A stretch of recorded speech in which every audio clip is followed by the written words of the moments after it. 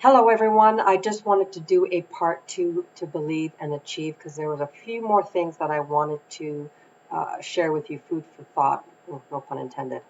Um, Thinking back to this idea of we have to believe it in order to achieve it, I want you to think about that voice that you have inside your head that talks to you perhaps when nobody else is around. You may or may not even be aware that you have that voice, but that's the little, I think the person that sits on my back that will whisper things in my ear.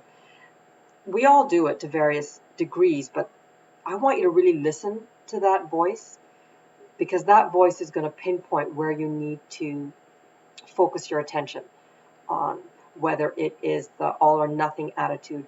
If I'm not going to be perfect, then I don't want to play this game. If I'm not going to be 100% on, then I don't want to be part of this plan. Little things like, yeah, maybe you say to yourself, well, let's go back to that first example. I've eaten a couple cookies, so forget it. The next time you want to say that, perhaps you could say something like, you know what? I ate 4 cookies. I'm going to track them and move on. I am better than 4 cookies. I'm not going to let them derail me.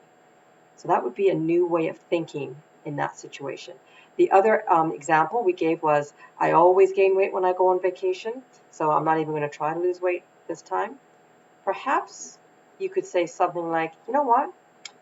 I've always struggled in the past, but I've got a new plan. So this time when I'm on vacation, I'm going to stick to my plan and I'm not going to gain. It's just a different attitude towards that experience. What was our third one? Oh, the accentuating the negative. I think we did an example rather than I only. Just turn it around. Hey, I did. I succeeded. I rock. Doom and gloom. Rather than, man, this is just so difficult. I can't do this. You know what? I'm on a challenging path, but I know I can do it. I know I can do it. I've done it before. I'm doing it again. Or other people are doing it. It's my turn. See the switch? It really does make a difference. And the last one, rationalizing. Well, I do this one all the time. I should be good at it. So what would be something different that I could say to myself? Okay, you know what, Mahara? You do know a great plan, but don't put it off. Just stick to that plan. You can do it. Just track it.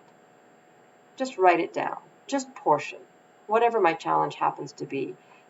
For any of us that are doing this, let's look at a different language, a different phrase that we can use when we catch that little voice in the back of our head saying things that are a little bit too negative. It's very hard to move forward if you have a reel of negative thoughts that are going through your mind. So I really encourage you to listen to what you're saying, whether it's subconsciously or quietly, or perhaps you even say it out loud.